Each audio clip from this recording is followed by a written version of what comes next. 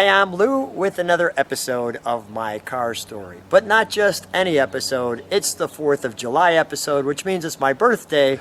So it's the red, white, and blue, or what I like to call the red, white, and Lou episode. That said, I thought, who has a red, white, and blue car to feature? And then I thought our friend of the channel, Dan Curtis, has many red, white, and blue cars. Dan, what did you bring today? So Lou, we have the 4 production American Motors red, white, and blue cars that you could literally walk into the dealership floor and actually see these cars sitting on the dealership floor. The first one is a B-Scheme Rambler Scrambler made in 1969. And the second one is an A-Scheme Rambler Scrambler, also made in 1969. The third one is a 1970 Trans Am Javelin, one of 100, and only known to have less than 50 remaining. And that one was a 1970 car, and then a 1970 red, white, and blue Rebel machine.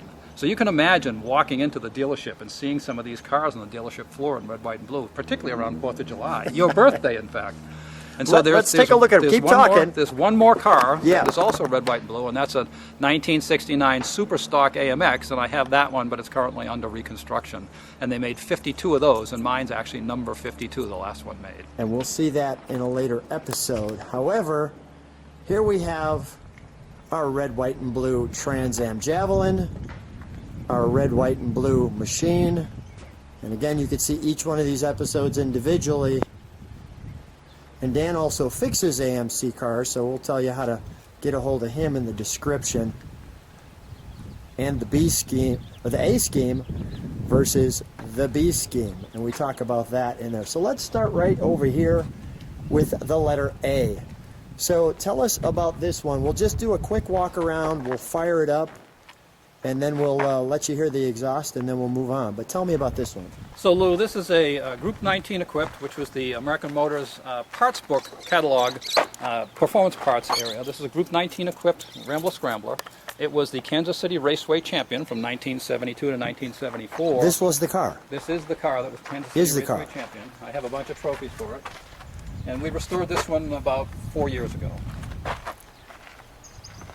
Clearly it has the air grabber hood. Go ahead, while you pull those open, I will just show some of the features.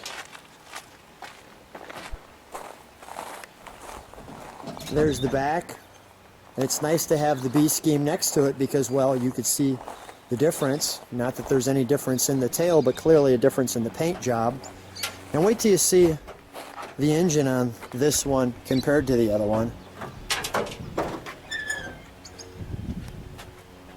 So this is the Group 19 performance package. It has the original Group 19 Doug Foley headers, an R4B, stands for Rambler 4-barrel aluminum intake.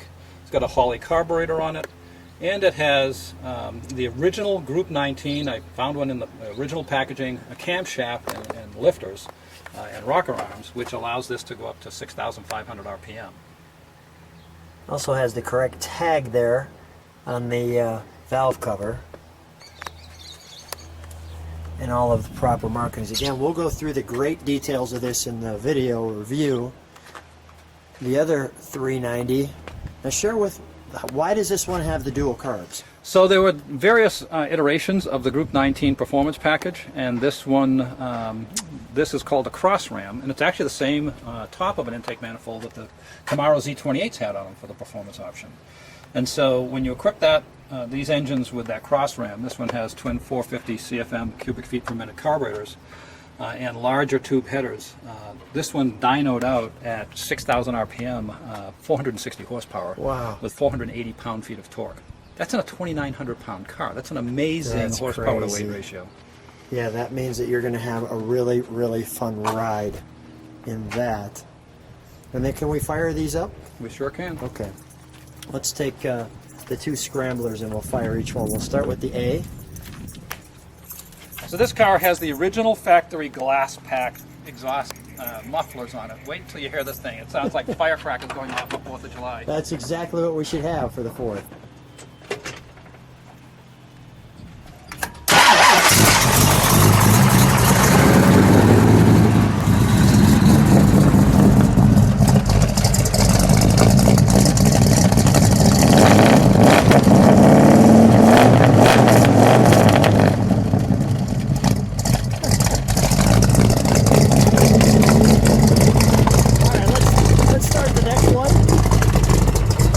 the next one? That did sound like firecrackers. That was great. Luke, can you imagine me as a kid coming home with one of these at 1 o'clock in the morning and making that racket?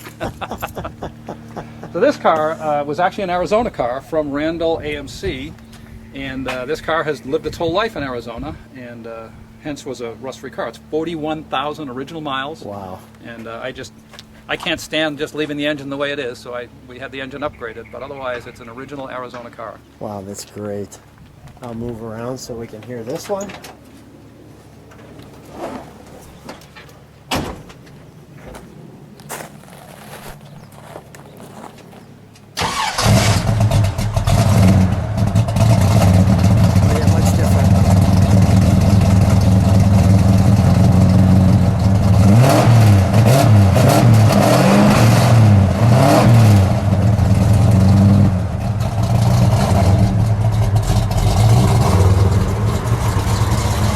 That is great.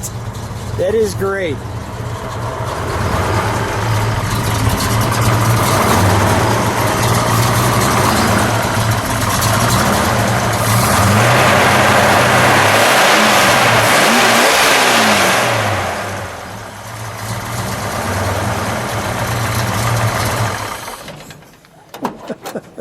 So, Lou, some of your handiwork there. Go ahead. Obviously, this one has a lot bigger camshaft than this one, so you can see that Obviously. engine shaking, rocking, and rolling. Let's go right over to our machine here. I'll just show people that. So we've got the hood tack. And the factory ram air hood. No missing the Rebel machine. One of the neat features as we open that hood is the tack on the back. What do we have under the hood here? So this is the highest performance engine that AMC ever made. It's 340 horsepower from the factory. You'll notice this ram air mechanism. So when the engine is running, the vacuum closes that, but when you floor it, that thing flips open. So the air comes through these scoops and gets forced down into the engine. So that ram air, in combination with a different intake manifold and a different camshaft and then bigger exhaust manifolds on these cars, resulted in 340 horsepower, wow, and the highest torque ever manufactured by AMC as well. This one's been upgraded with the performance package because that's what I like on my cars. So this has an aluminum intake manifold, headers, a bigger camshaft, and a Holley carburetor. Let's fire this one up. The Rebel machine.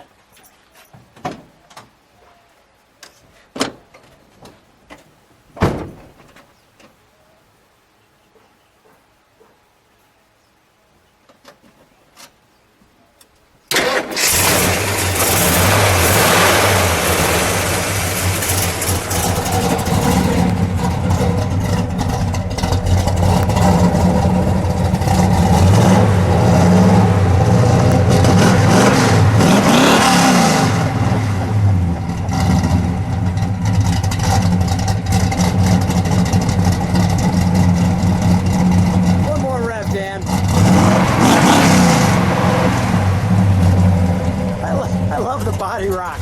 All right, we'll shut that one down. What a great body rock on that thing. I mean, a big wide body, and then you give it that rev, and it just, the whole thing shakes, just the way we like it. And last, but clearly not least, the very rare to find Trans Am Javelin. Let's pop the hood on this one, shall we? So, Lou, as I said before, this is 1 of 100, and you can see this is a different type of ram air, but that was American Motors' kind of MO in 1970. It's a different style hood, but the air comes into this one and forces it into the carburetor as well. You can see that here.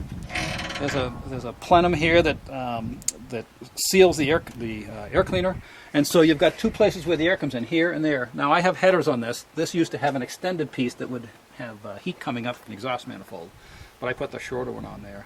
And this has an R4B, which stands for Rambler 4-barrel intake, a 650 Holley carburetor, electronic ignition. I'm not sure of the camshaft because I bought it with the engine already in it, and I added the headers to it. This car will snap your head back. It's got a 3.91 rear end, and when you jump on this thing in first gear, it'll just snap your head right back against the seat. Which is exactly what we like. So, I'll put the description of this one in the video, so you could see, if you look to the description, you'll be able to see that video on this one, and we'll also have the B and the A scheme scramblers for you as well on that one.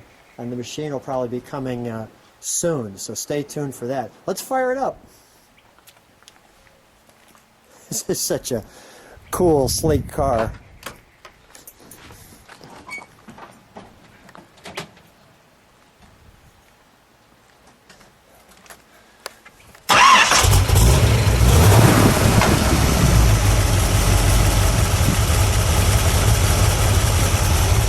I think this has got just such a great exhaust note.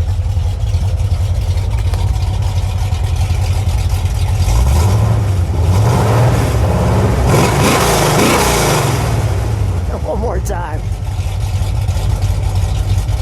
One more time, Dan.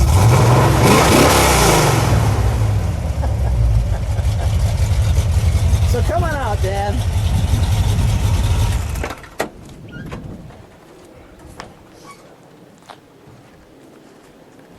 So that's a great shot with all the motors being exposed. Dan, stay right where you're at. Thank you so much for celebrating my birthday with me. This is truly a wonderful gift. I thank you so much. Thanks for being on My Car Story. Always happy to have you here, Lou, and always enjoy taking you out for those rides. Thanks.